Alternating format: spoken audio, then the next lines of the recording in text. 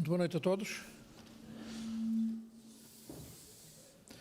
Esta é a quarta conferência deste ciclo sobre as Tendências Globais 2030.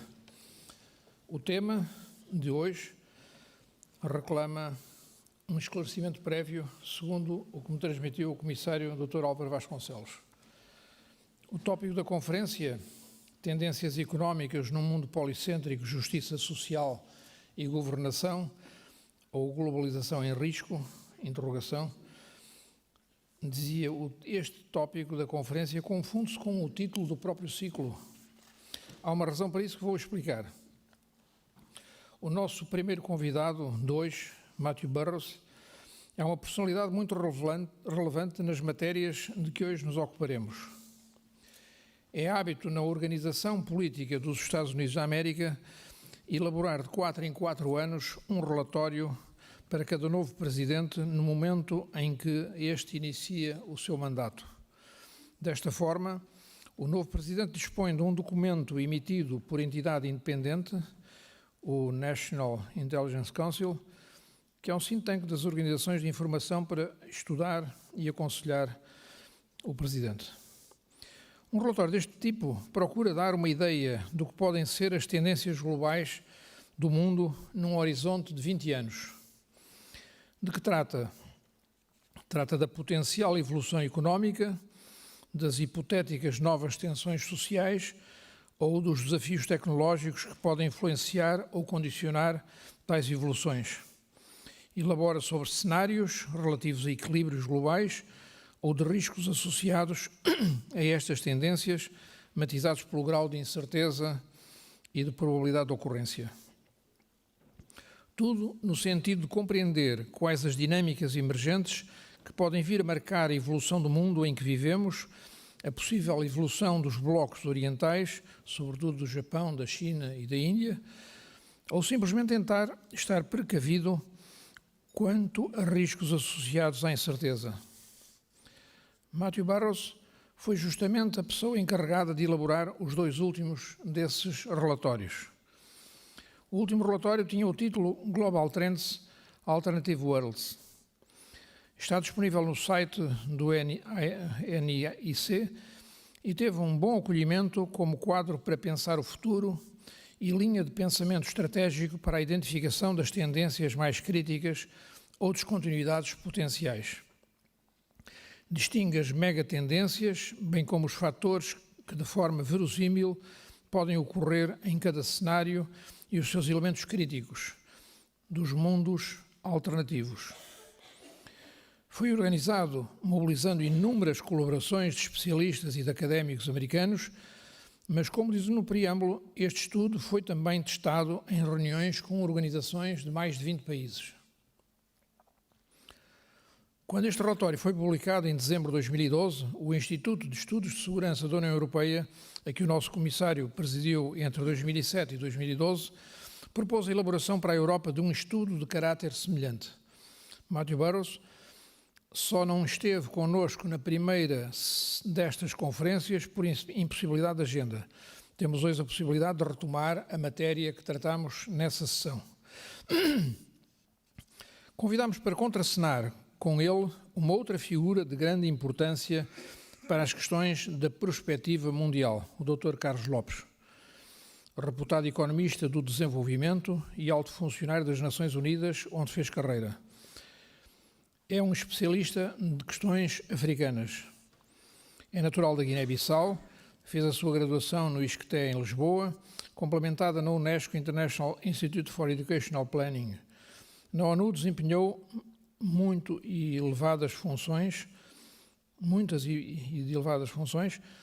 nomeadamente diretor executivo do United Nations Institute for Training and Research, o UNITAR, desde março de 2007.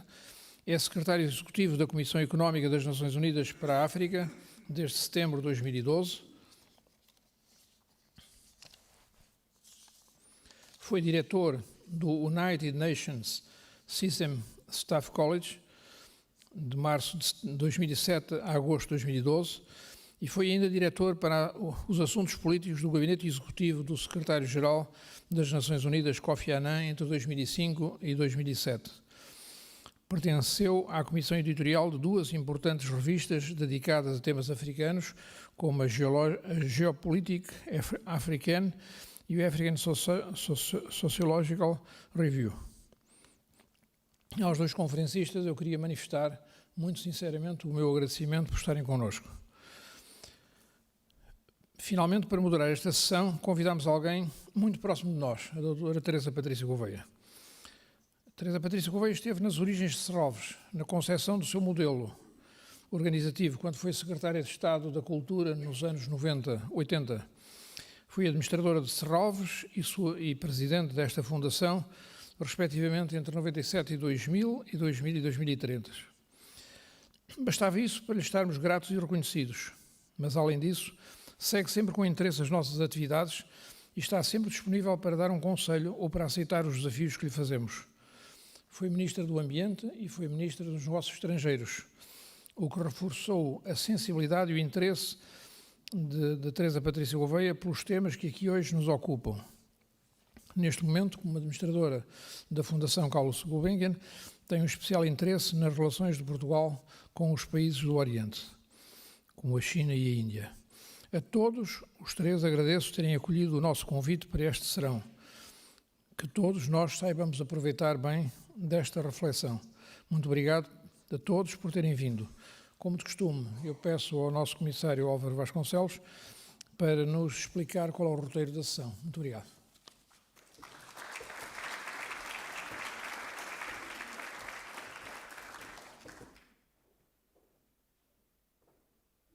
Boa noite. Good evening. I'm going to shift to English. The language of this today, the debate is going to be in English. And I want just to place this conference of tonight in the framework of the different conferences that we are organizing on Global Trends 2030.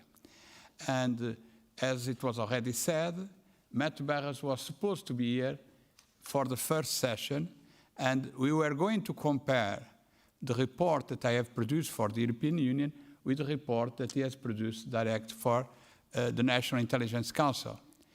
When I was written the report for the European Union, Matt Burrows has participated in a number of debates that we have organized in different parts of the world. We were together in Brazil and elsewhere discussing the global trends and to try to understand how the others were perceiving the global trends. This is the report that was produced for the European Union. As you see, we have put citizens at the heart of the discussion, and it's citizens in an interconnected and polycentric world. And after, Matt Burrows has produced a second report that is called Alternative Worlds. Both reports are very close on the way they see the future. And this is quite interesting that the report produced for the European Union and the report produced for the American government, they converge in the same understanding what is the future, what are the major trends, and what are the challenges that we will be facing in the next 15, 20 years. From that, we could say that the convergence between Europe and the United States could be an important motor to deal with the transformations and to shape the trends in a way that will be more favorable to our citizens. Now, interesting, on this debate, we have with us Carlos Lopes. And I was reading our reports, mine and one that was edited by Matt Burrows, when I have edited for the European Union. And where is Africa in these reports? And that's, I think, is the contribution that Carlos Lopes can give tonight to us. It's because in these two reports, Africa is there, but Africa is perceived as an area a region of the world with some opportunities, but enormous challenge. And the conviction of two reports is the challenges are bigger than the potentials, and that in the years to come, Africa would face enormous difficulties. Now, I know Carlos Lopes has a different perspective of the future of Africa, and I think this is a very good occasion, to enhance our own perspectives with an African perspective. And also, I think it's an opportunity for Matt Burrows to tell us 4 years after, almost 4 years, 3 years after, where he is in his elaboration about trends, because we will have, I think next year, Matt, or next year, a new National Intelligence Council report on Global Trends 2035. And perhaps we'll have one day another European Union report. So how the trends are being shaped, what are the mega trends? I think this is the debate. So in fact, we are going back to the first session, for those who have not been here, going back to what are the mega trends, and having this under the leadership of Teresa Patrício Gouveia is really a very good opportunity. And thank you very much, Teresa Patrício Gouveia, for having accepted this invitation, and also to our two speakers. Thank you very much.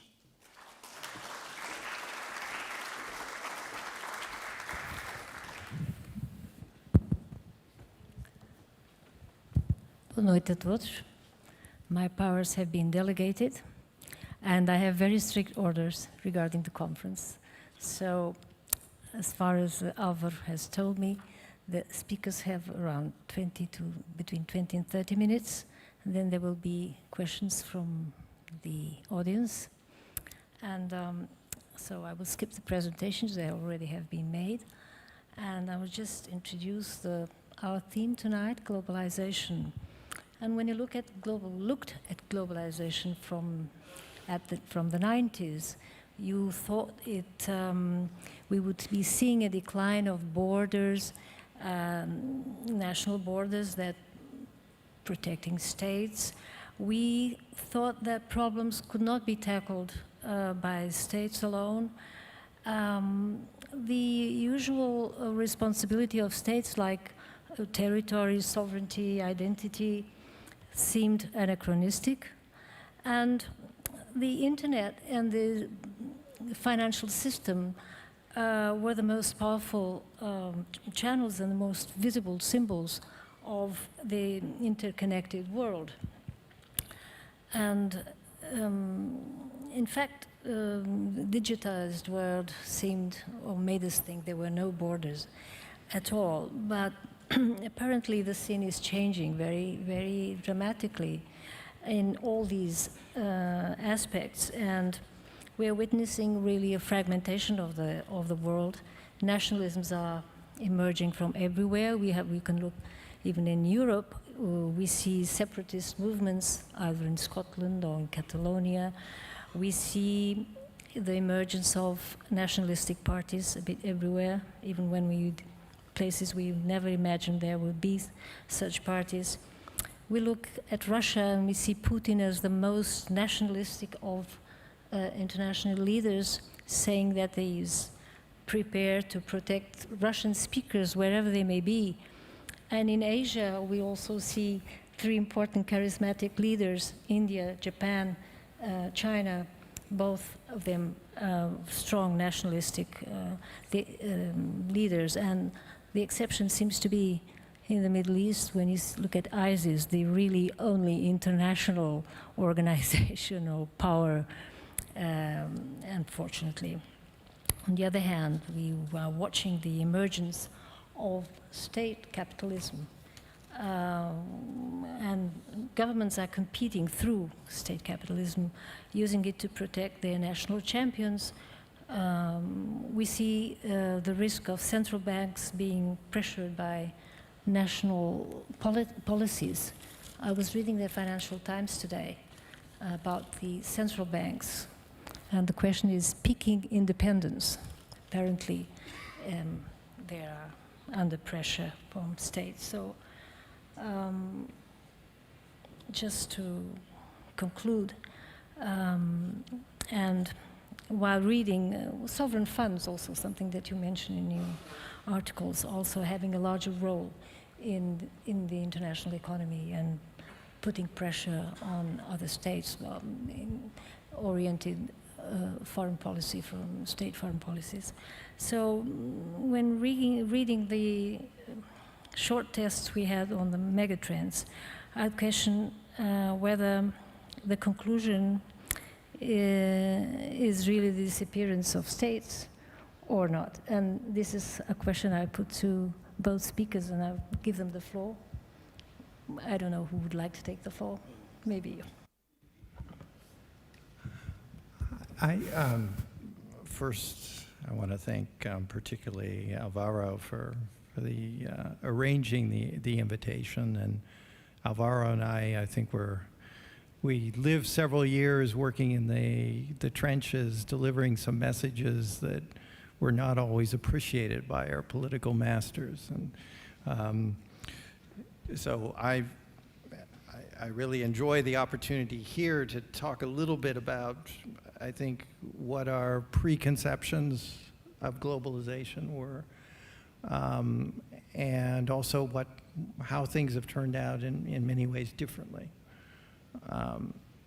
So I think particularly on the state question, I don't see the states going away, but I think the states are more and more challenged. And I think there are multiple different reasons for that. I think, I'll kind of backtrack here and talk a little bit about, I have like four things that didn't quite turn out the way that a lot of people thought they would with globalization. And in many ways, all those four impinge on the state and undermine the state. And I would say the first one, which I think is the most important when we're talking about where we are today and what our assumptions were 10 years ago, was that we assumed that conflict was on the way out. And we had some pretty good data on that. I mean, if you follow the SIPRI and Uppsala University in Sweden keep the data on this, and there were really significant falls both interstate and intrastate. And what we are seeing now is a real increase on the intrastate, mainly in Middle East, but also in parts of Africa, obviously, and also increased interstate. So Ukraine, Russia, Ukraine, Georgia. I mean, these are very disturbing facts. And I think, when you're looking at the Middle East, here's probably the extreme case of states disintegrating. It's really not clear how you put together Syria, which is going to lose through immigration, other things, quite a bit of its population. Iraq is another case, obviously, U.S. playing a huge role in setting in motion, I think, an awful tragedy.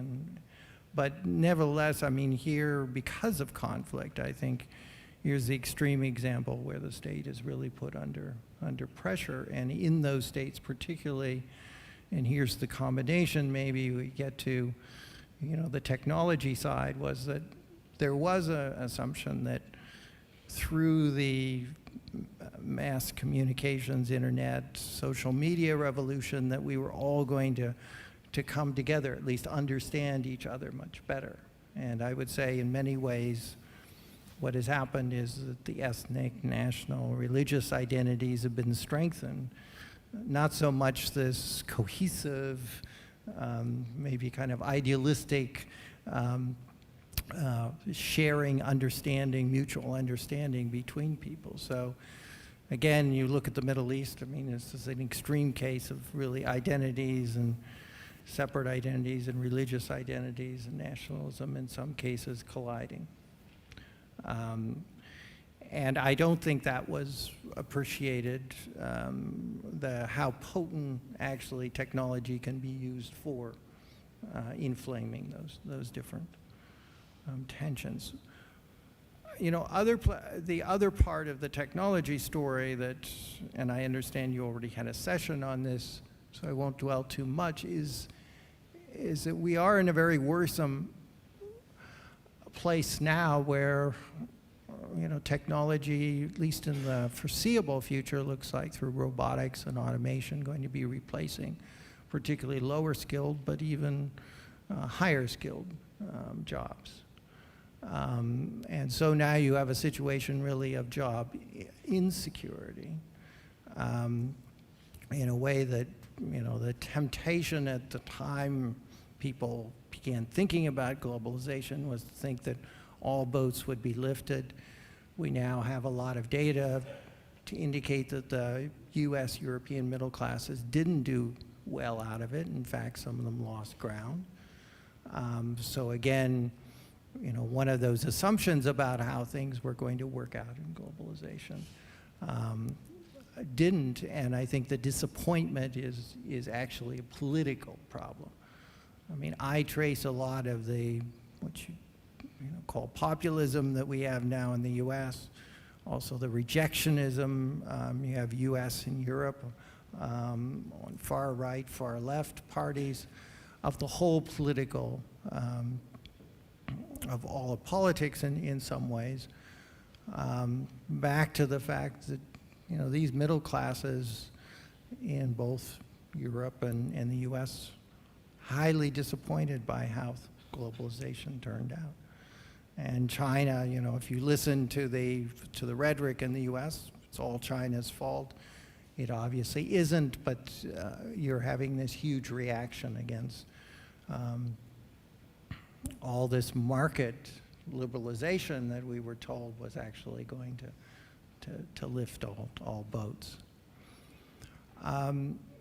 I think the final one that we talk about, I know in the U.S. a lot, is, and if you follow the literature Freedom House puts out every year, I mean, democracy itself. You know, we expected, you had this explosion of the middle class, that authoritarian would be on the way out. And instead you've had 10 years now of actually democratic backsliding, longest period that anybody has record on. When you understand some of the political or some of the economic challenges that I just talked about, it's understanding how people are even in Western democracies are disappointed by their governments, disappointed by the system, doesn't think the system delivers anymore. And that in itself has gotten to be a political challenge. So I used to have I'll conclude here, I used to have a saying when I did a lot of these briefings, that it's a great time to be an analyst, because I think you have lots of things going on. You know, I still tend to be on the optimistic side. I think that over time some of these things will work themselves out, and I look at, you know, what we're seeing with the growth of the middle class, the ending of extreme poverty, some of these huge historic changes is a good thing, but, you know, they present their own problems. And you can think of globalization and this whole process as, you know, we're now reaping the benefits, but in those reaping those benefits, we're also having more and more problems and challenges, which I don't see impossible to work out, except the conflict particularly worries me, because that is a way for killing globalization. And I don't think it's inconceivable to think that you could have major power conflict. I mean, we're kidding ourselves if we don't think we could slide into that or slide into a Cold War. So as I said, you know, being an analyst is great. Being a policymaker, I think policymakers live in hell these days because there are no very good choices. And it is very difficult to figure out how you do restore build up the power of the state, at least in the Western countries. Some of the authoritarians are doing very well on the state elsewhere, so it's only part of the world that you have to worry about the state. But in those areas, in Western democracies, really worry about how you're going to rebuild that, because it will take some time. The politics itself becomes a problem on how to take those reforms to really rebuild the economy. I'll end there. You gave us a very broad view of what the trends are, and maybe we would like now to hear from Carlos Lopes what he has to say regarding this, and from another point of view, which we are not, we haven't been listening to very much, the one seen from Africa. Of course, I don't want to to make you only that perspective, because you can just... Bom, em primeiro lugar, eu queria agradecer ao Presidente da Fundação Serralves, ao Álvaro Vasconcelos e à Teresa por esta oportunidade. Now I shift to English. You know, 254 years ago, a young man wrote a book that became quite famous. His name was Jean-Jacques Rousseau, and the book was The Social Contract. And what he tried to do was basically to demonstrate the need for a balance between human activity and nature, and also the need for the human activity to be based on an understanding of different types of interests. And that was a social contract. Now, we fast forward, in Rio 2012, we had a conference that was supposed to seal the deal in terms of how we are going to integrate environment, economics, and social. And basically, the outcome of that deal is an attempt to revisit Jean-Jacques Rousseau. And what we are trying to do is basically to go and revisit some of the ideas of the past, the luminary ideas, not all of them, in many different ways. And it seems that we add ambition, but not necessarily understanding of the complexity, because otherwise we'll not be running around the same issues for all this time. Let's take, for instance, what has just been approved by the General Assembly of the UN in September, the new Agenda 2030. That's why I picked it, Alvaro. It's the same title. The Agenda 2030 is supposed to be of a level of ambition that will finally give us optimism and at the same time desire for us to have a universal agenda. It has 17 goals, it has 169 indicators, which is a lot. If you go into this list, there is almost nothing that the Pope will not agree with, because everything under the sun that you can think of is there. You know, we are not going to have poverty by 2030. We'll have dealt with extreme poverty once for all. We'll not have the major diseases anymore. We are not going to have any environmental problems, etc., etc., etc. So we have 169 ambitions that will put the Pope to shame. So how are we going really to deliver on that? Most likely not. But it is a reflection of the state of play, and it is a reflection of what Mathew was mentioning.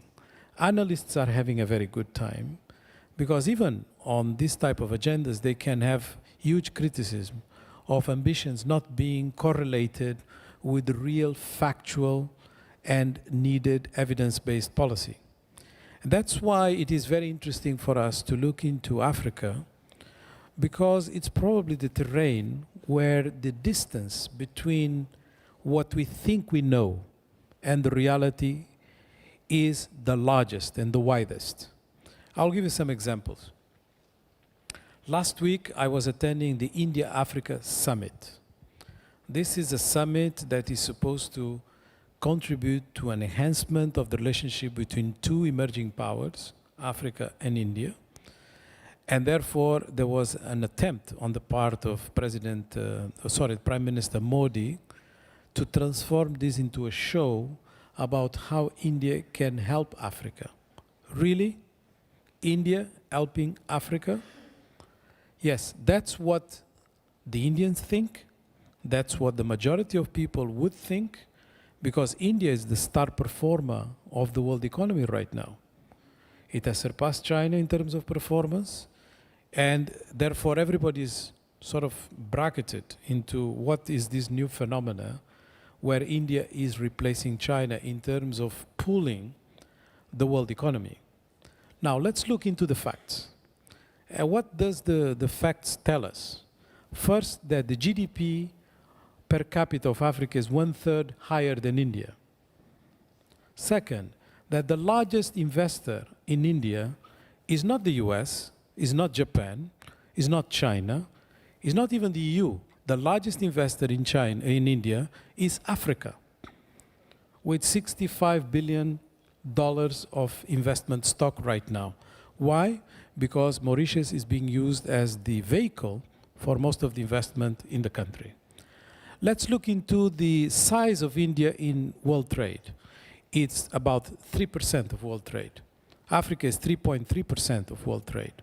Let's look into the investment flows into the two continents, because if we can consider India like a continent, in terms of demographic size, it's larger than Africa. And it's in favor of Africa. Let's look into sovereign funds. Africa has larger sovereign funds and reserves than India, and so on and so forth. So why is it that everybody will think that India is a star performer and Africa is not? Because of perception. And perception is very difficult to transform. And I can go with the examples, and I'll land most likely, because that's where all people normally bracket themselves into, the issue of conflict. And I'm very glad that Mathew mentioned the Uppsala database on conflict. Because what that database will tell you is that the number of people affected by conflict in Asia is higher than Africa. That's not your perception.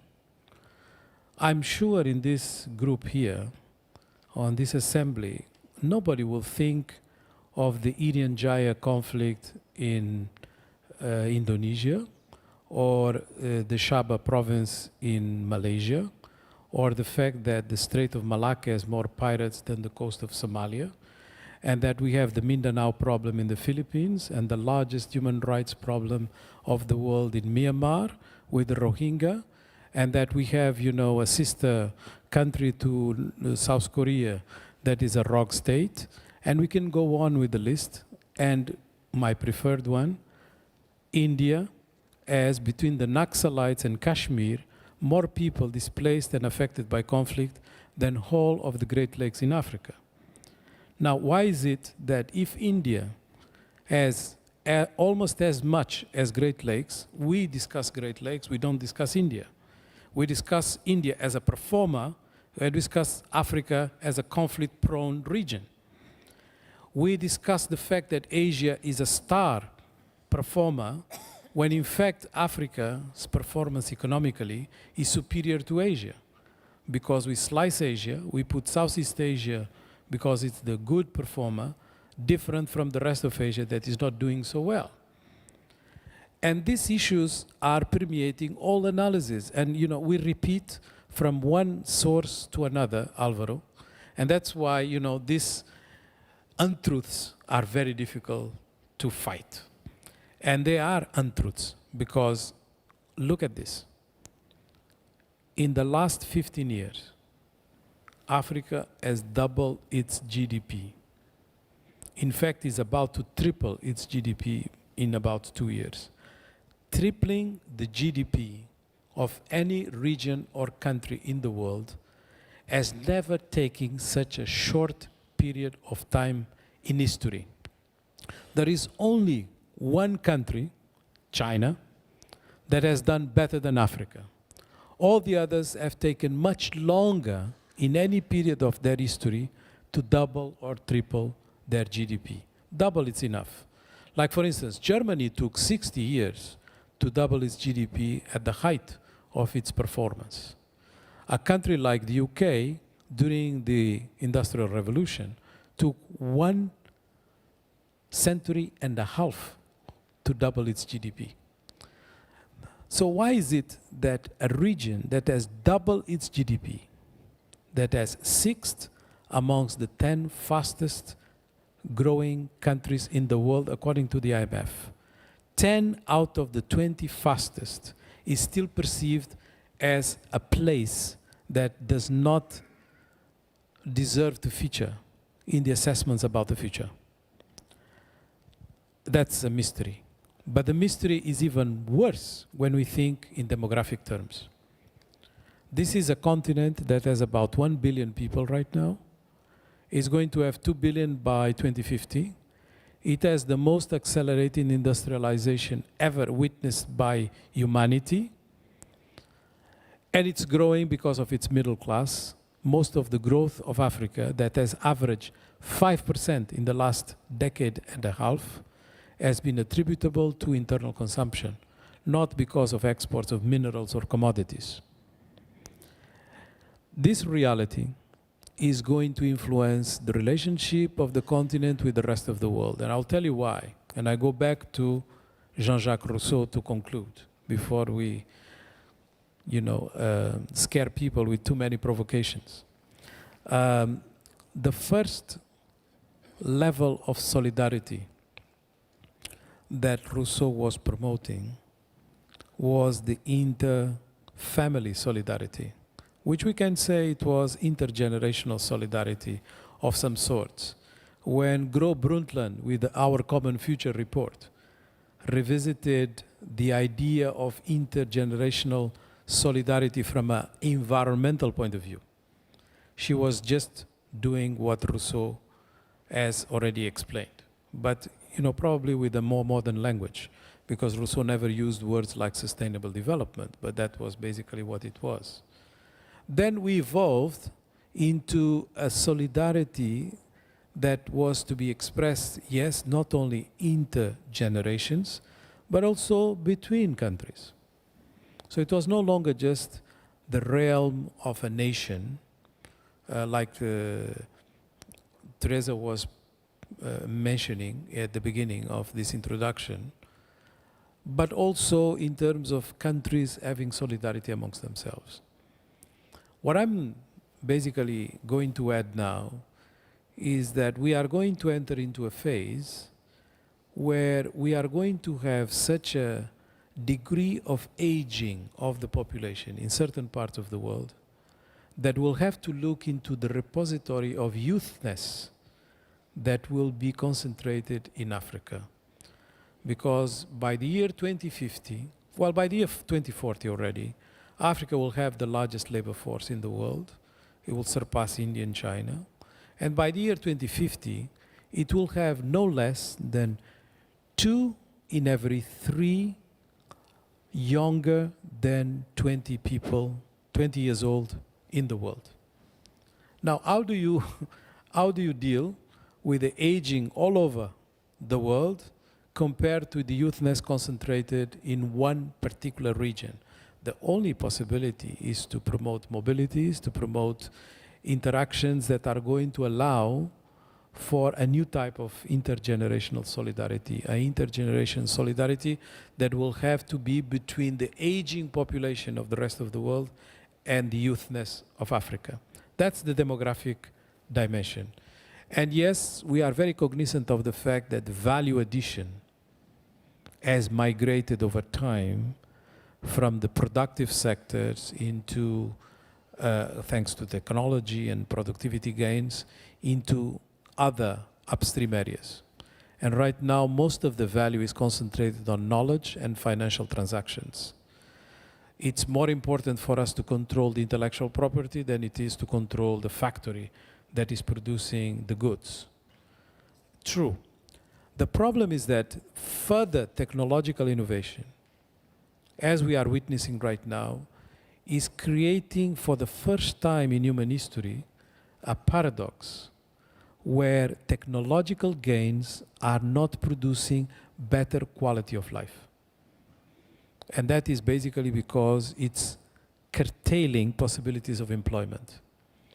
Robotics and other types of automation are going to influence the way we measure productivity. The problem with that is that robots do not contribute to the social security system. And therefore, we are going to have a problem of number of people benefiting from social security systems continuing to increase, and the beneficiaries, since they cannot be from the robots, not being in numbers that will allow for sustainability, unless there is a pact between parts of the world that are aging, that can take the advantage of technological gains and other types of upstream value addition with the parts of the world that may look behind, but are going to be the concentration of youthness and will be indispensable for the sustainability of the system. That is a new type of social contract. And that new type of social contract will finally make Jean-Jacques Rousseau an African. Thank you.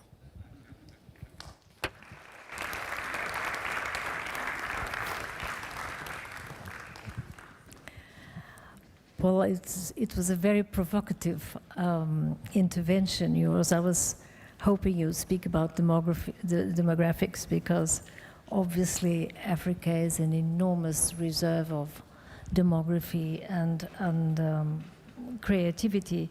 In fact, I wonder whether you can compare one country, which is India, one country, one with a fairly stable democracy, but being one country with 54 countries in Africa with such different situations regarding development, conflict, sorts of regimes, stability.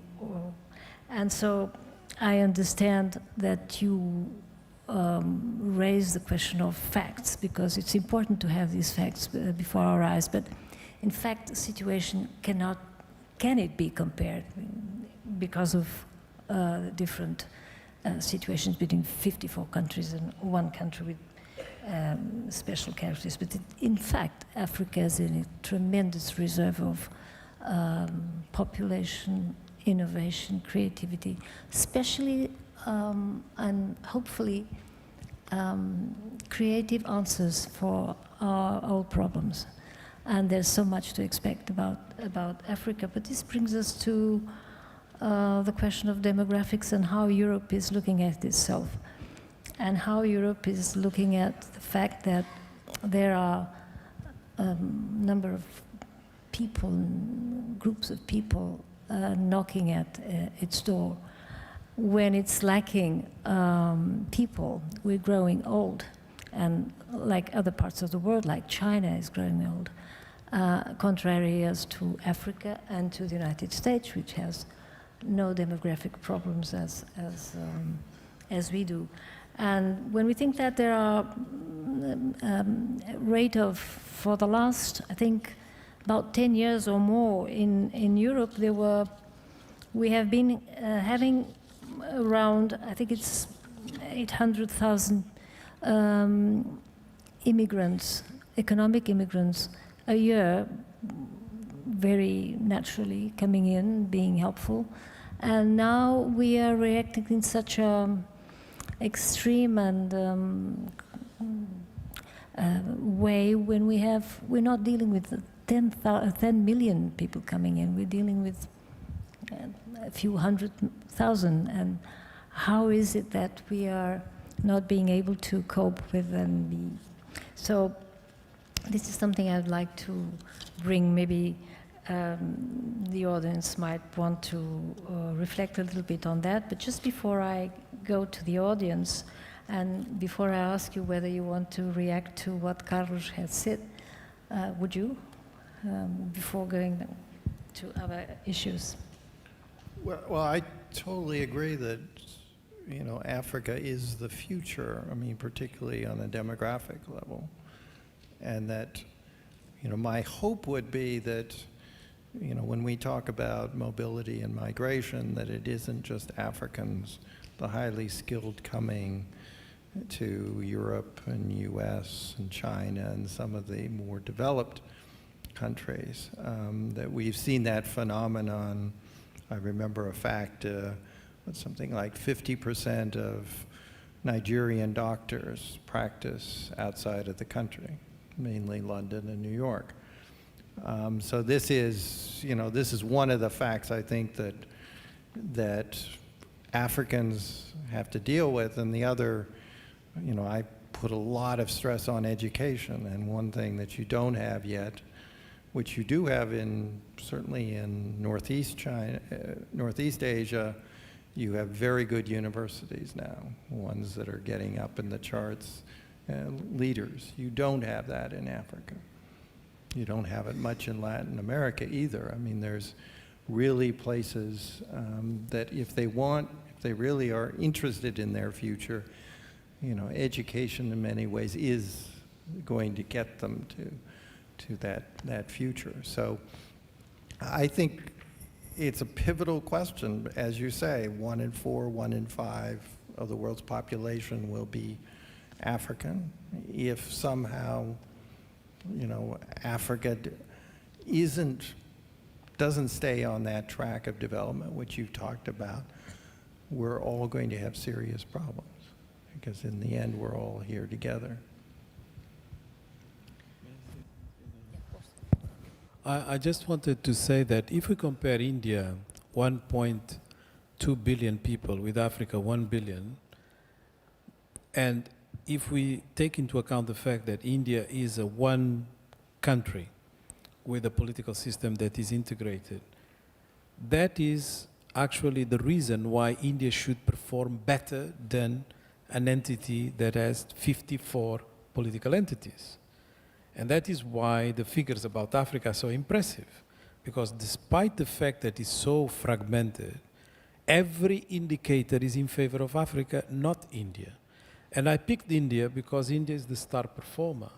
And right now, with all that fragmentation, Africa is doing better than India. That's why the comparison becomes interesting.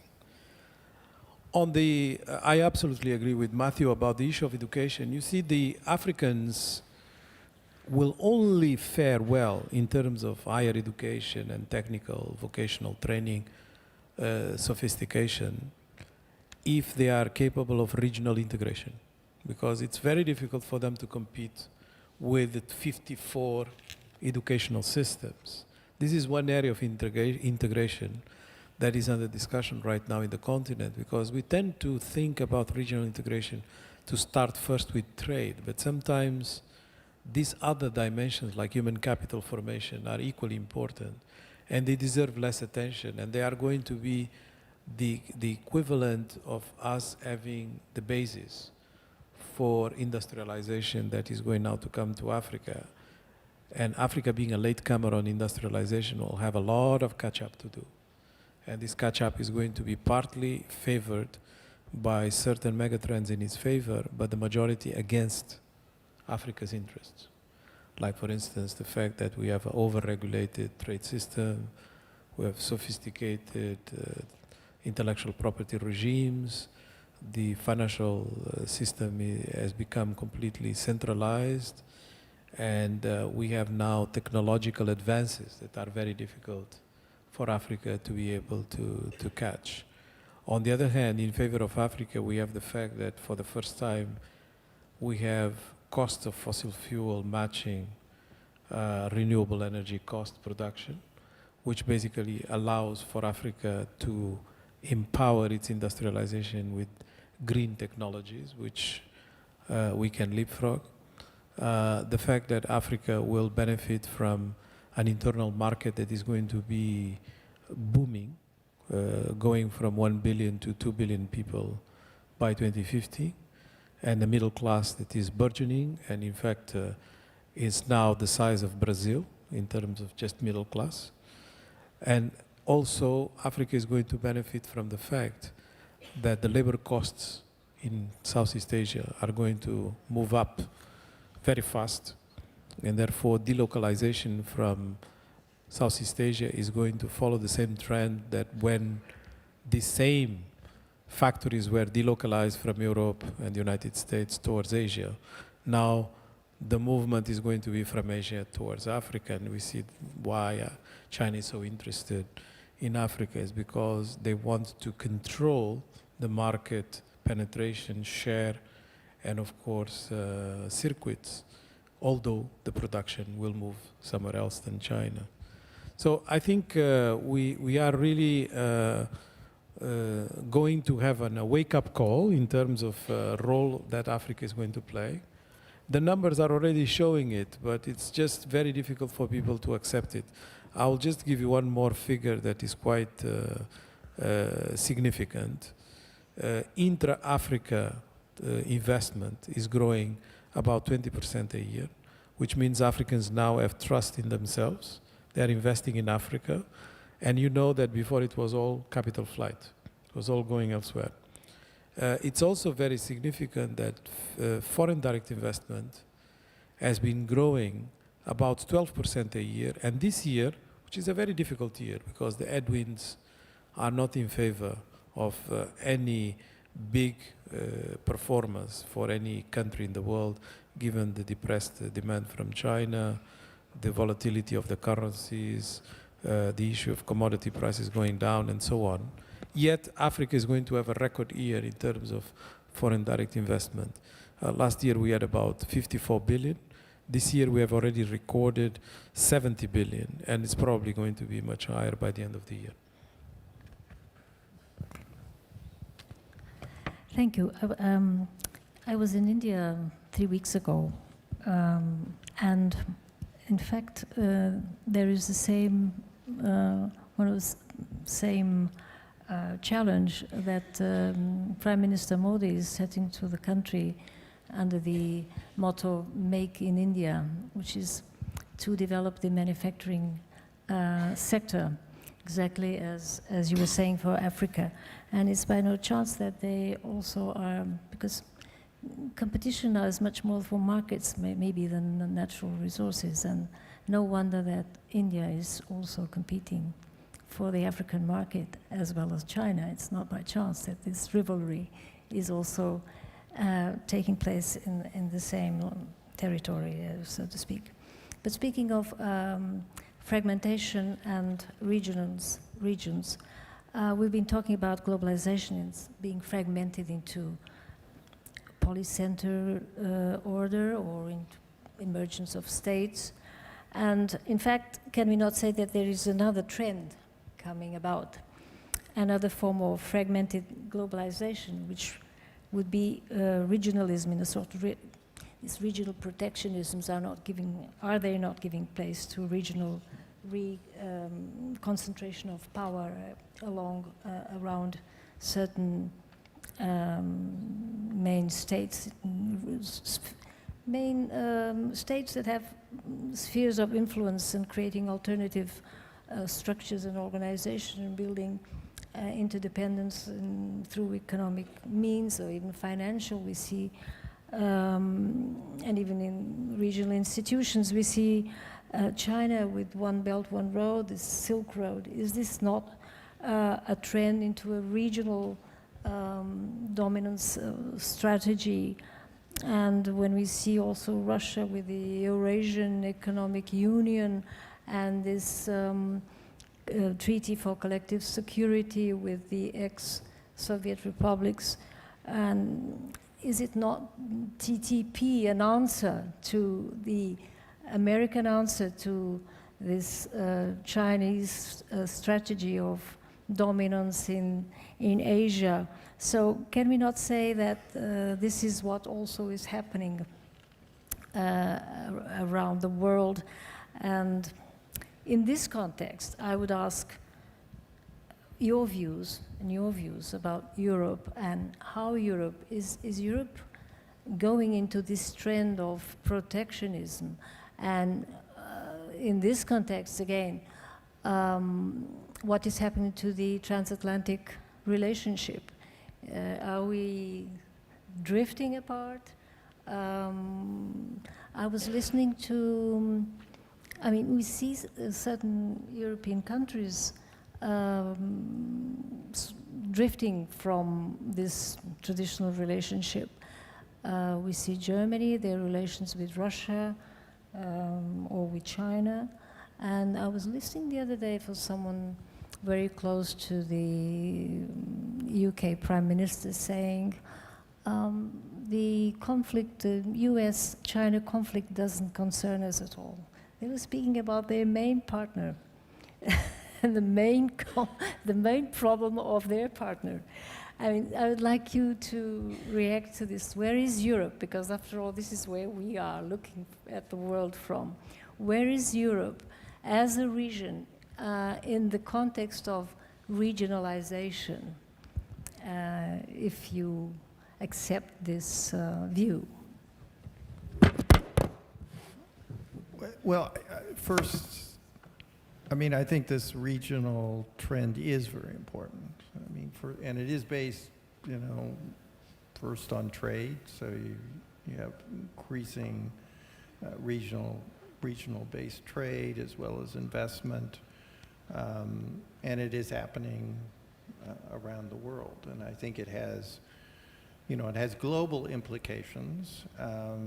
Because we've seen a little, I think, of the foretaste with the Chinese putting together their own Asia Infrastructure and Investment Bank, which, you know, will have some ties back to the IMF and World Bank, but nevertheless is also seen, I think, as an alternative world. And you have TPP, you know, Trans-Pacific Partnership, which is sold to the U.S. Congress as this is an answer to China, when it really isn't quite sure how that kind of agreement works when China is going to be the motor in Asia. But it's kind of seen now as a riposte to basically the Chinese desire to have a little bit more autonomy.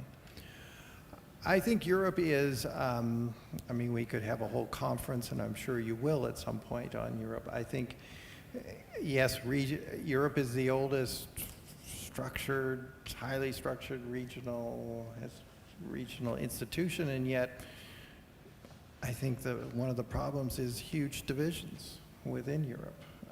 And you're seeing, I think with the refugee crisis, actually a whole part of Europe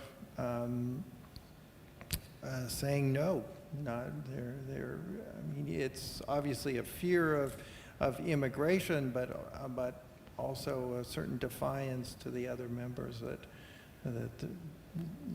we are not going to shoulder any of the burdens. And you also, of course, on their part, they feel that Europe hasn't listened to them about Russia for some time and have ignored their concerns. But I think this is, you know, we're at a new level. There have always been those divisions, but I think actually Europe is at a new level in terms of division. I think, you know, the transatlantic partnership, I think, has been weakening for some time. You know, I think on the U.S. side, it's always a disappointment that Europe isn't raising its defense budgets. I mean, this is very much an obsession with the U.S. government, and also a test for the U.S. government of just the strength of European investment in the relationship. For a while after the end of the Cold War, I mean, the U.S. with NATO and EU enlargement, there was a kind of cooperation, a kind of coordination, you could say. There was certainly this same goal of enlargement to bring in the Central Europeans. So I think there was a strengthening at that time. The other thing that is happening in the U.S., you know, we've had our famous pivot to the Asia, which, however badly choreographed in many ways, it does represent increasing public view that America's future is in Asia, on the Pacific. And you do have also some demographic changes within America that, you know, by 20 years' time, white Americans are going to be a minority. And Asian minority is actually the fastest growing minority now, more than the Hispanic one, although Hispanic is a larger segment. So, and then I would say Middle East remains, you know, U.S. has to think about it, although, you know, the Obama administration in many ways has been backing out, and Russians are filling in the void at the moment. But nevertheless, I mean, those two regions, other regions, compete for interest. TPP or TTIP may happen. I think it's kind of an open question. There's lots of questions about the timing now. Can it be done in the last year of the administration? There are questions here.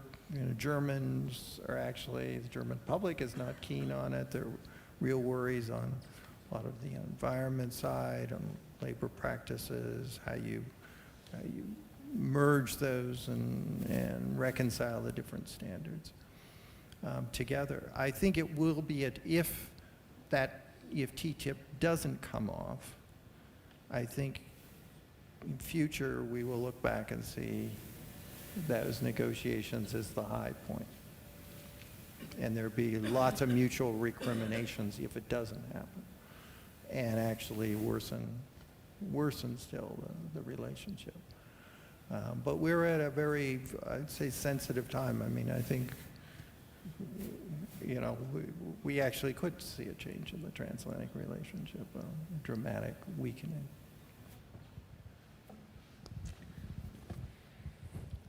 I'm not going to add much because I agree with Mathew's assessment in general. But let me just pick on the issue of migration as an example of what I consider to be some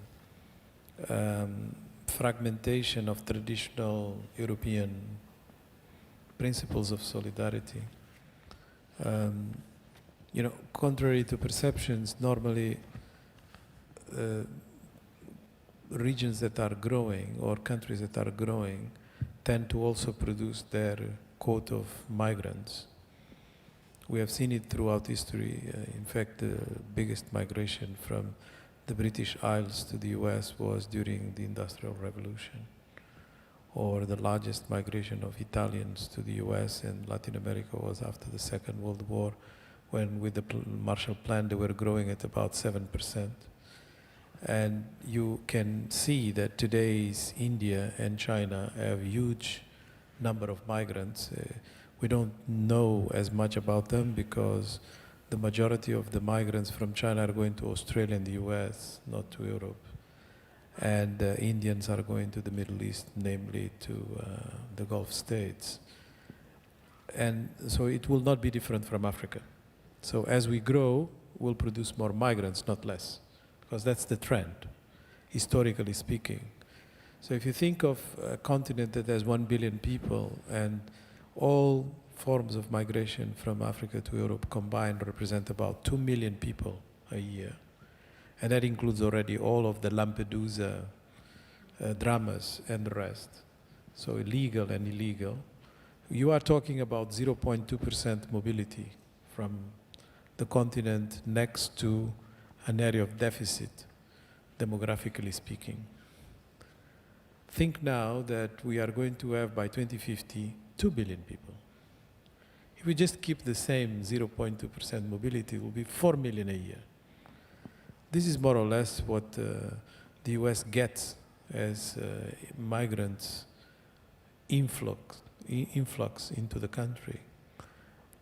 And that keeps the US extremely competitive in demographic terms, which is very different, say, of the situation of Japan, completely closed, with the majority of the population over 60 years old, and going into the majority of the population by 2050, 70 years old, and of course 200% GDP debt ratio.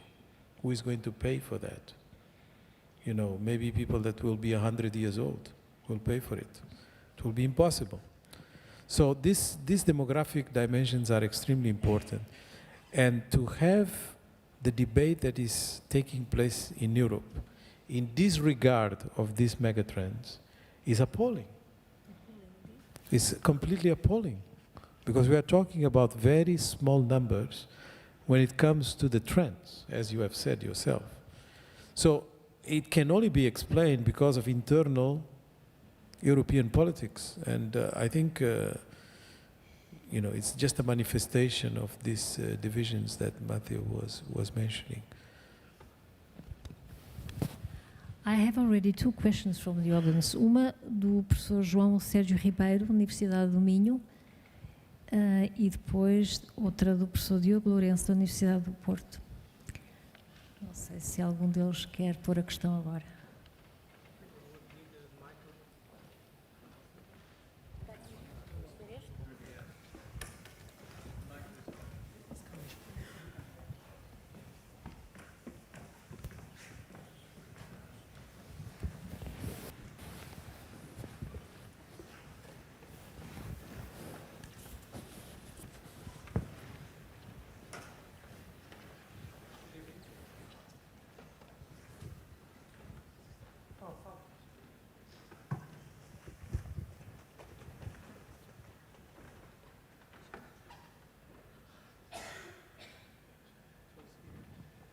Good evening. Thank you very much for your excellent presentations.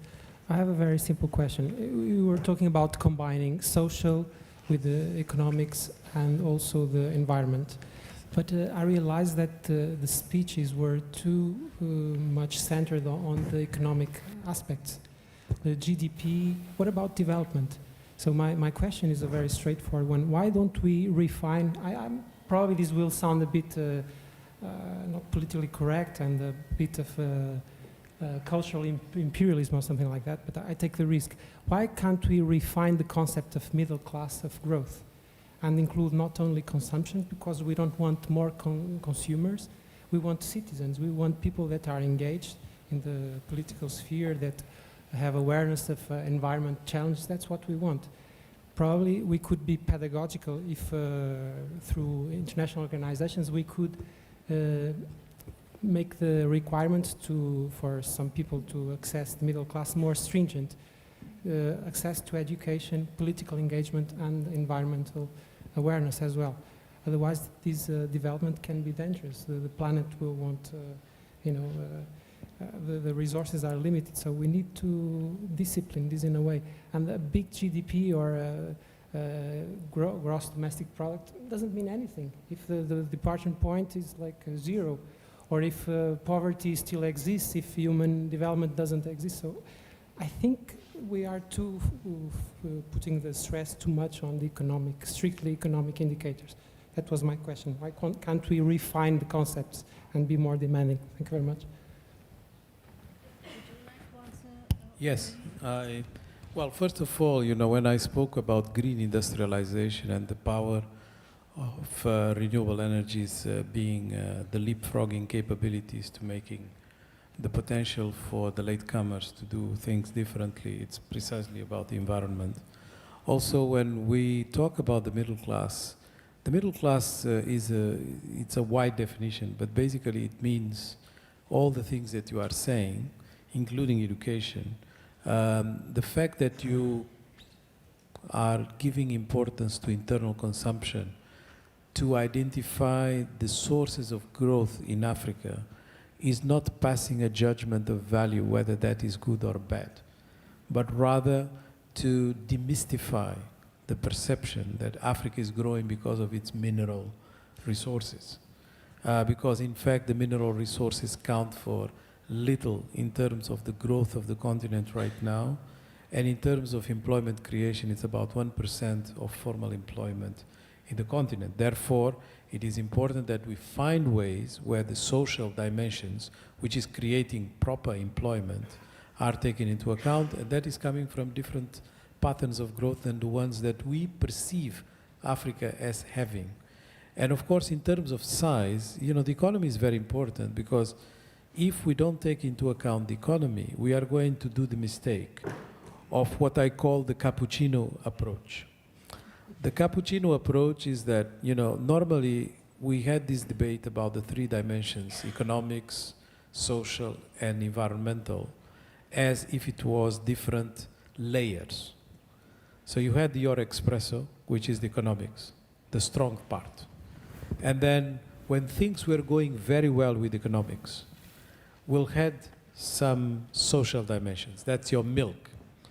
And then if things have been solved in the social side, you sprinkle some chocolate. That's your environment. That's the way we have been dealing with the 3 layers. The moment there is a problem with economics, the first thing we get rid of is the environmental concerns. We say we have to focus on the economics. But you have reluctance in not destroying your social gains. But if the economics become even harder to deal with, you get rid also of your social gains. And you go back to your espresso. And we have been dealing with these issues in layers all the time. What we need to do is to humanize the economics and make the economics more sustainably driven, which means a completely different way of conceiving economics. So the right question, if you allow me, is not to say, why are we giving too much importance to economics and not enough to the other 2? It's rather we need to change the economics to take into account the human and environmental concerns.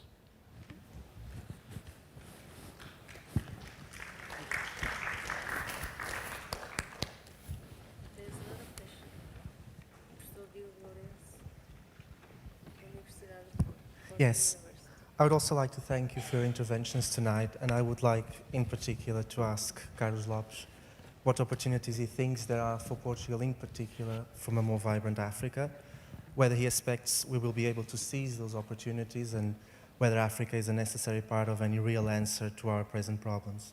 And speaking of perceptions, I was wondering why it seems when we read newspapers here that we feel more threatened by the manifestations of Africa's economic power as opposed to being optimistic with the opportunities it is likely to supply. And finally, whether these feelings stem more from the disappointment and present challenges that Mr. Burrows mentioned, or whether they are more deeply rooted in our culture and whether they are likely to change by 2030. Would you like to? Well, you know, there is a famous brand of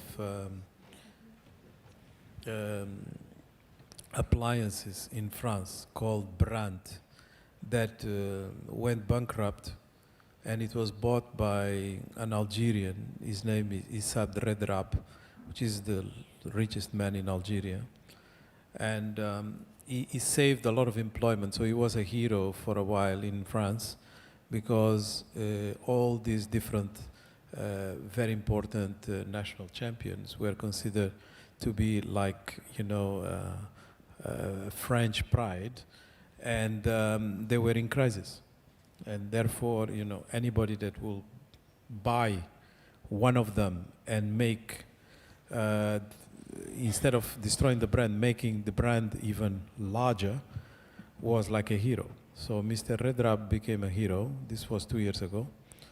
And so I asked Mr. Redrab, why are you investing in France and not in Africa? You know, you are Algerian, you should invest in Africa. He said, my friend, you don't understand the point. The point is that, you know, they have the technology in this particular enterprise. The skilled workers that are there are irreplaceable in terms of knowledge of how to manage the brand. But the brand has become completely uncompetitive in France and in the world. But that knowledge is going to allow for a huge development of appliances in Algeria. So I'm buying the knowledge base. And with this knowledge base, I'm going to be able to expand that brand and also, of course, create a lot of employment in Algeria while protecting the employments in France. So it's a win-win.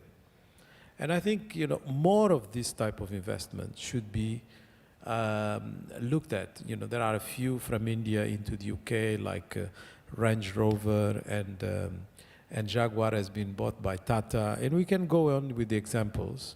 There are also some bad examples, but the majority of these examples basically tells us the following story. It is in the interest of Europe to have a much closer relationship with some of these developing markets in a way that is good for both sides. And this is possible. And I don't think that any fear should be there, but you are absolutely right, the fear is there. I'll tell you what I experienced this morning when I was at the Lisbon airport. So I passed through this new number of shops. You know, there was Versace, Ferragamo, Gucci. I counted about 5 or 6 Italian brands, top brands of Italy. The majority of the goods of these different brands are produced, the textile ones, are produced in a place called Prato in Italy, which is the textile capital of northern Italy. And in Prato, there are 100,000 Chinese workers. So this made in Italy is actually produced by Chinese workers that work in Prato. So they've moved all the way from South China into Prato. And of course, the reason why they are so efficient is because they have understood the market, and the brands are very happy to have these Chinese workers because, you know, it's competitive in many ways. The supply chain that have been put in place is extremely competitive. And they are very happy because that gives them an edge in terms of penetration in the Chinese market, but also to be able to produce for Europe and other more sophisticated, mature markets with the levels of labor costs that will be sustainable. Now, my point is the following. I haven't seen any newspaper article crying or dramatizing the 100,000 people that live in Prato. Nobody really made a fuss about it, a big deal about it. But now we make a big deal about, you know, a few thousand people that are crossing the Mediterranean Sea. And I'm really, you know, not really exaggerating, because it's about 150,000 people, which is nothing if you take into account the sizes that we are talking between the two continents.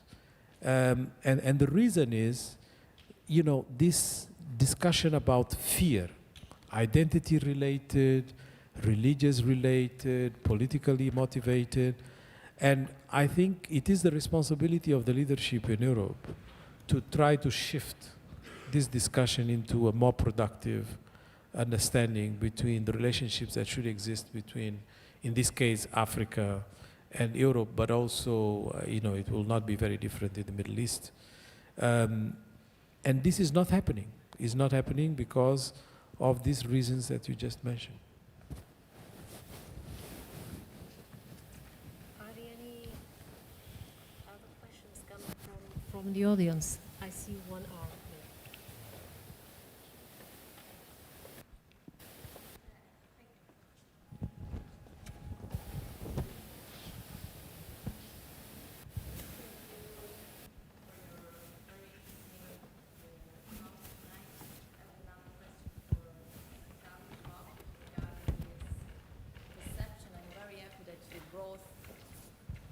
That you brought the theme of perception regarding the African continent, because I'm a scholar, I'm a researcher working with African studies in Europe, and I'm very worried about this Afro-pessimistic narrative that is still very strong in Europe, in the West in general. So I was wondering, what do you think we should do as young researchers and scholars in order to challenge and to undo this narrative that has much to do with perception and not with reality?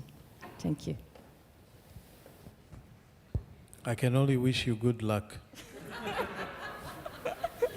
It wasn't the answer. I was it's very, very tough call. I mean, this is what I do for a living. You know, this is what I do for a living. I'm trying to change the narrative with facts. If you buy The Economist of this week, you'll see an article about my institution trying to change the narrative about industrialization in Africa. If you buy the India Today, which is the largest magazine in India, 4 million copies a week of this week, you will see you know, one op-ed from me, you know, trying to change the narrative. This is what I do for a living, and yet, you know, as you can see, not very successful. There's one question here. Good evening. First off, as it's already been reiterated, thank you for the presentations. I have a question. It seemed to me that I felt compelled to try to think not so much about the contemporary issues or the kind of au courant, sort of in the news topics, but think about global tendencies in a kind of predictive sense. And we've discussed a lot macro level phenomena, demographics, these kind of larger trends, the dislocation of this kind of premise or the promise of globalization of the 90s, a kind of withering or potential withering of state sovereignty in relationship to financial or meta-national elements. And there was some relation made between both the EU and ISIL, just sort of two meta-national institutions. But I wanted to suggest that there may be another global trend that is both social and economic that actually emerges from this fragmented and somewhat polycentric global condition. And that's the micro level of bottom-up organization. So I think what we see as a foil to this kind of rise of populism or an entrenchment of a type of state sovereignty are forms of self-organization against the state or in opposition to deficits of the state that are directed at social justice, that are directed at economic development. And what are they? So if we think about regionalism as a state-governed phenomenon, we might think of the emergence of other forms of solidarity as a bottom-up phenomena, the expansion of the informal economy, which is a growing economic factor not included in GDP regularly. New forms of social or political forms, the Occupy movement as an engendering force, different forms of representative democracy, the Arab Spring, all of which are technologically inflected. And I would say that challenge the notion that technology is detrimental to sort of democratic change. So this kind of collective will. And I would suggest that these are going to expand the political options away from the state. And we already are seeing the effect, and perhaps the states are not able to harness this energy, this Greek energy, this Arab energy, and it's directed towards populism because they may be the only people that are listening. Secondly, I want to say that one of the other trends that seems to be developing in the last 10 years is a trend towards technocracy, or what the German philosopher Jürgen Habermas calls the technocratic element of European governance. And this might also be a trend that we need to deflect, is the rise of the technocrat against the citizen. And lastly, I just want to just slightly piggyback on this demographic question. I thank you for indulging me slightly too long. When the indicators are humanized, they're equally appalling. So you mentioned, and I entirely agree with you, Dr. Lopes, you mentioned French appliances, and it brought to mind this great, I always like, when looking at indicators, I think of Stalin's great indicator, which is electrification. And the Tanzanian billionaire Ali Murafuki recently quoted this statistic. France, with around 60 million people, generates more electricity than the 47 sub-Saharan countries generate for 800 million. So I just wanted to leave that statistic, but also think about micro-level trends in relationship to these macro-level trends. Mathew, would you like to address especially because you also mentioned the technology issues replacing jobs in your first address, so maybe you could pick on that. Sure. I'll just start a little bit on your, thesis that you have this bottom up, which I totally agree with. But, I think you have to be careful a little bit. I mean, one thing you said about the informal economy, I'm not sure that that's always a good thing, because some of it involves lots of human trafficking. A lot of those workers are very much abused. And obviously, the state doesn't get taxes, which is why it's in the informal economy. So I think there's a good maybe bottom up that we're seeing in terms of NGOs, and this is going on for some time of really activism. And we talked a little bit on, shouldn't that be a measure actually of economic political maturity? And I think that is a good measure. But I think we also have to be understanding that, in these emerging countries, it's actually good that the state does begin to gain power, in the sense that then it can provide the education and health services that are very much needed, both economically for future economic growth, but also for the quality of life.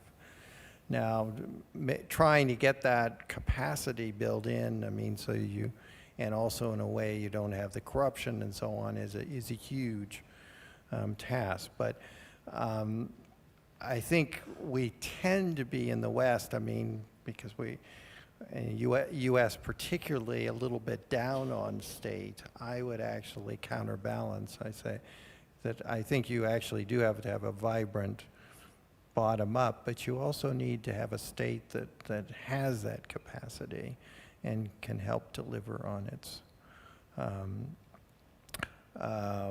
its promises.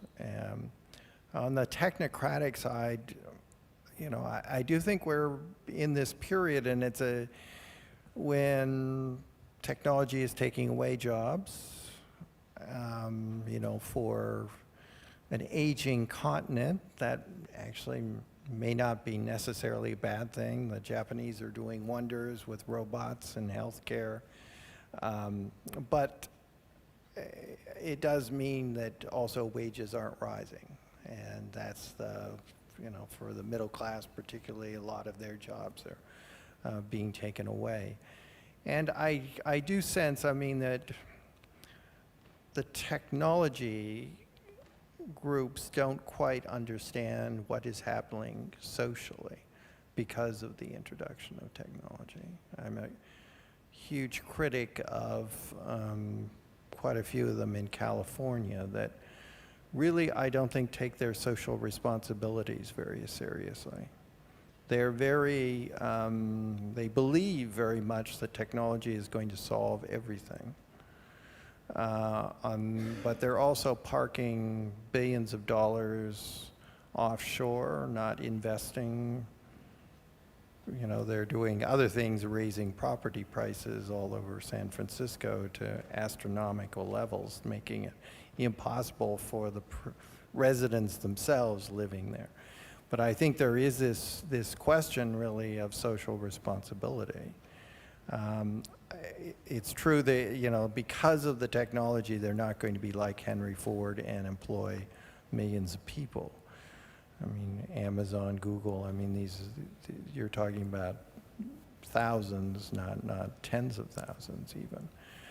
But they do need to understand what is the social consequence of this. And they do need to find ways then of helping, certainly on the education side. US, you have areas that are very deprived in terms of education at the primary, secondary level. And there they could do a lot.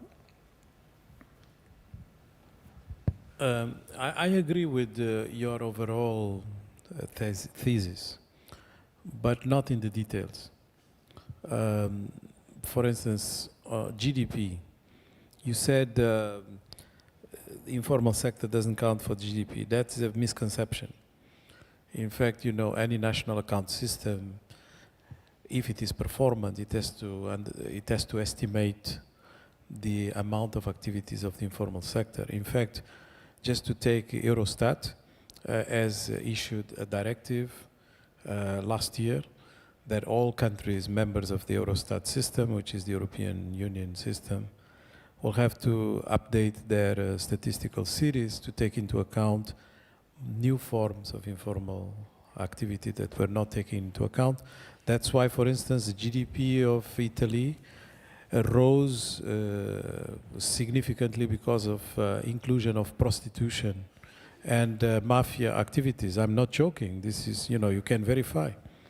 So informal sector activities are taken into account, and all national accounts that go by that name have to calculate the informal sector activities.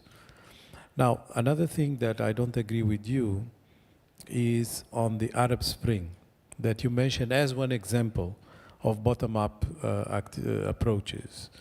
In fact, there is nothing Arab or Spring about what happened in these countries. Let's start by not having spring in the desert. It's very difficult to have a spring in the desert. But then we have the problem that this was not really a phenomena of all Arab countries. Neither was it restricted to the countries that have been mentioned as in the circle of what is considered Arab Spring. Because in fact, a lot of the countries in sub-Saharan Africa have experienced similar phenomena, but they were not associated with what happened in North Africa. Let's just take the example of Niger, 2 years before what happened in Tunis, or in Tunisia rather, happened exactly with the same characteristics in Niger.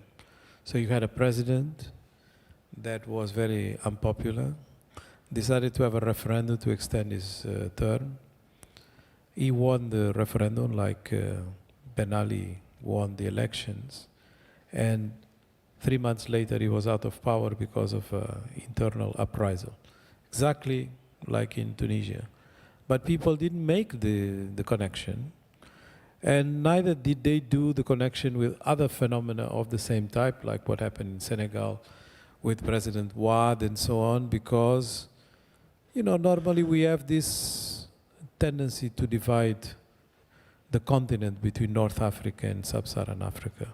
And it's not just a trend that permeates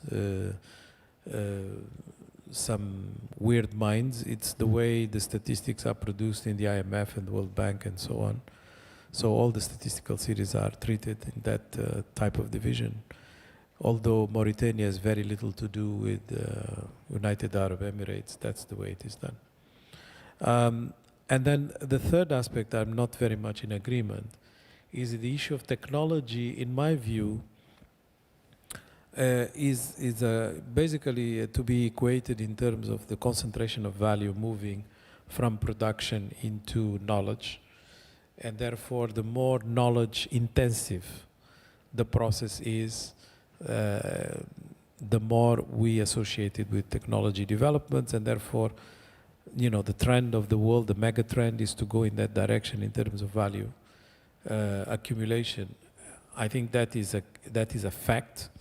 But then what is underestimated is the fact that innovation of a frugal nature has equal potential for transformation of people's lives. And it's not a coincidence that, you know, people in Europe now are discovering how to do mobile banking. I don't think it's even available in Portugal yet. Yet, you know, this is the way Kenyans transact. Is the largest mobile banking market in the world.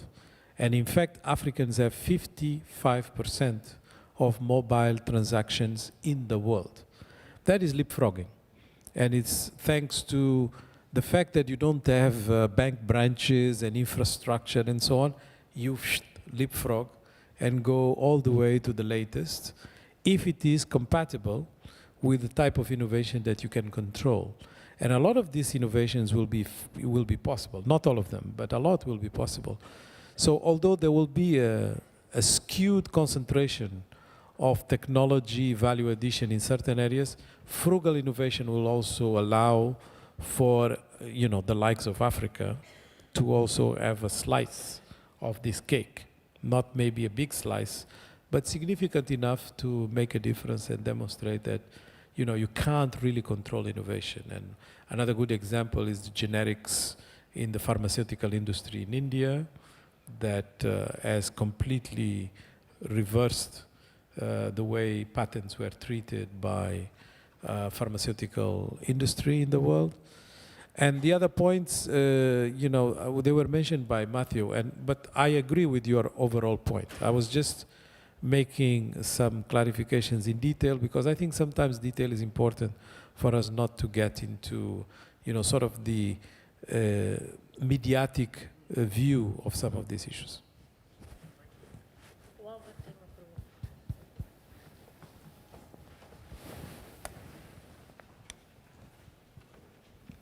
Thank you very much for the debate, a very interesting debate. I would like you to go to the topic that is not being debated, that is the topic of governance, because we have put as a topic for today to discuss the issue of what we call deficit of governance. And linking this to the bottom-up approach, if we take, for instance, as an example of the lack of global governance and the ability of the international community to answer to the challenge of today, we take the case of Syria and the refugees crisis. And who is answering to the refugee crisis? Is the civilian society in Europe. The civilian society is mobilized and is trying to find answers to this enormous crisis. As also it is the case in Africa. In many of the crises in Africa, you see international civil society present and dealing with humanitarian issues. And this, I think, Carlos Lopes, is where the difficulty of Africa is the weakness of African civil society. Because today, civil society plays an enormous role. Now, I think we should profit of the presence of Matt Burrows to have his opinion in the following. One of the criticisms today in the world in relation to the lack of governance is the fact that the United States is withdrawing, that the United States is not as present as it used to be. I don't know if it's a good or bad thing. Sometimes excess of American presence was an enormous problem. But in the case of Syria and the refugee crisis in a number of problems of the world, this idea, this decline of the United States is a problem for governance. Now, we are going to have American elections. We should vote on American elections, but we don't, because who is elected in the United States has enormous influence in the world. So as you are as Matt is an expert on scenarios, I would like him, if you could tell us, in the perspective of global governance, what are the possible scenarios of the next American elections?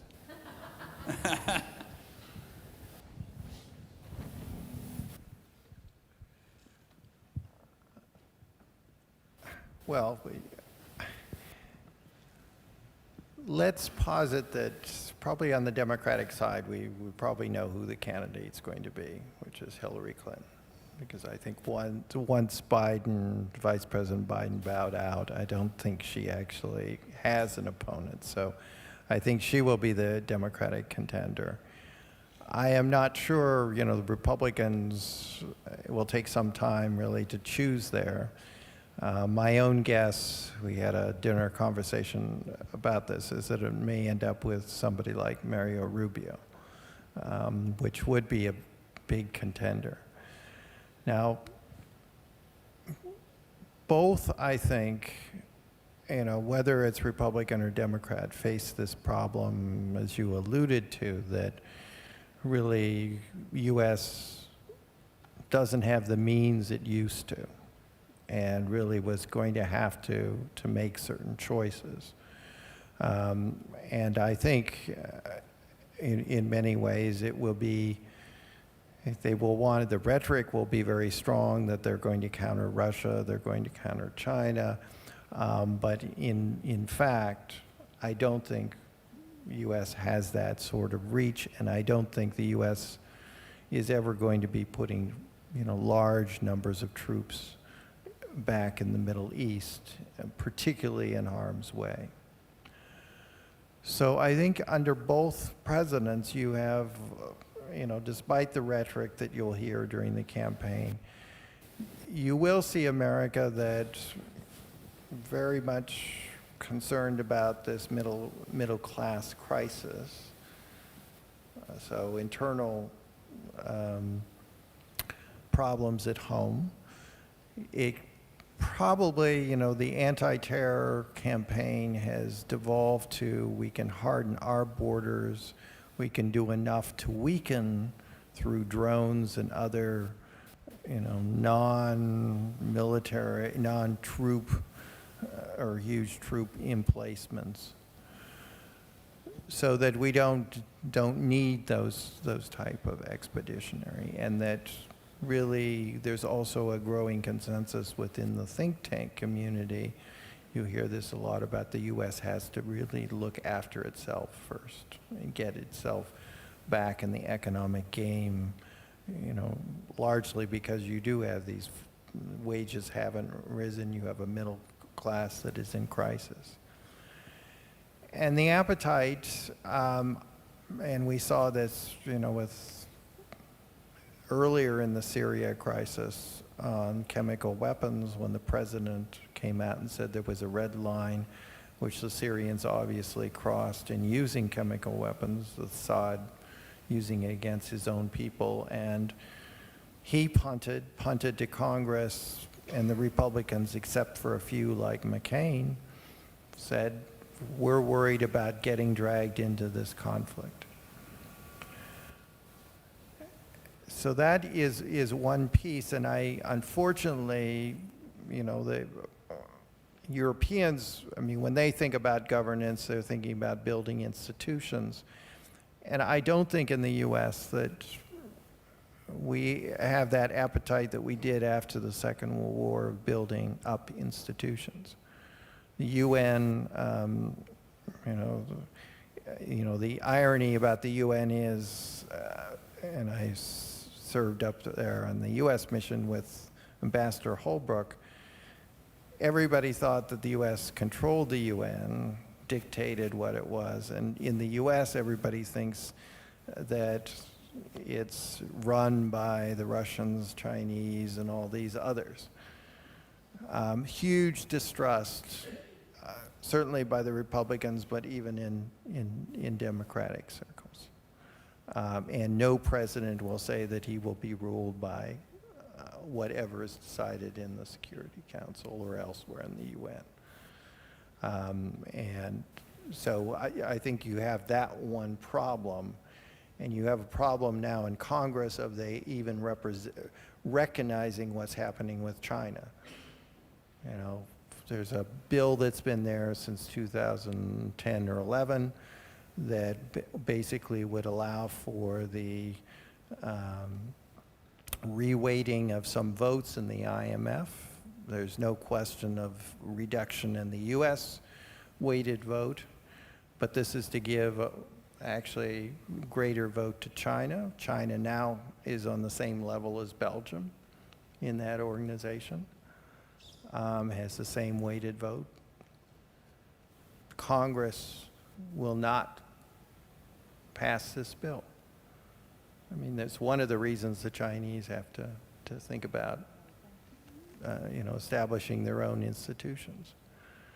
So and you know, the law of the sea, Hillary Clinton, when she was Secretary of State, went up several times to Congress. Then she couldn't get Congress because it's a treaty. You have to get the Senate to ratify it. She couldn't do it. I'm not sure she could do as a president.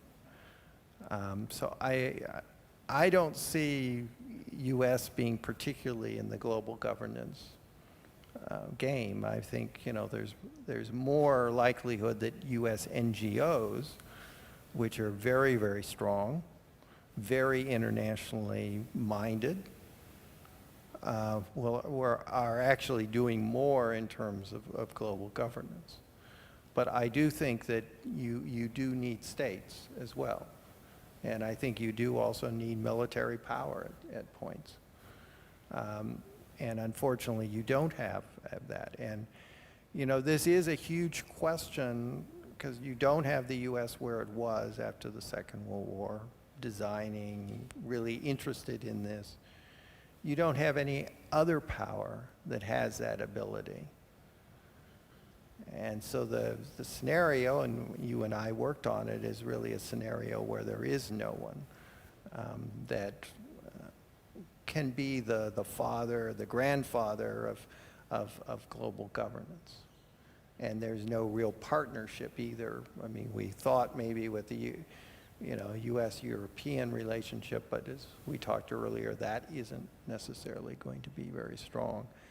And U.S.-China, I mean, we may not go to war, but there's certainly suspicions on both sides.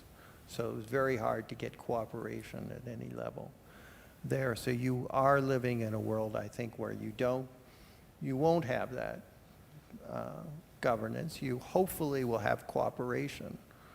And I think what we really need to be thinking about is how do you have cooperation between powers that don't share values, that have lots of differences, but nevertheless can think about cooperating on the big issues that face us all: environment, conflict, proliferation, terrorism, all those issues. So I'm not, I'm sorry I don't have an optimistic scenario here to really offer. I think, you know, muddling through, maybe that's the best that we can hope for. Well, that's already much better than the conflict scenario you mentioned in the beginning. So I think we will just end with this positive, potentially positive note. And thank you. I will thank the speakers very, very much indeed. I thank Fundação de Serralves for having organized this session, all those who came to listen to those wonderful speakers we had tonight. Thank you very much.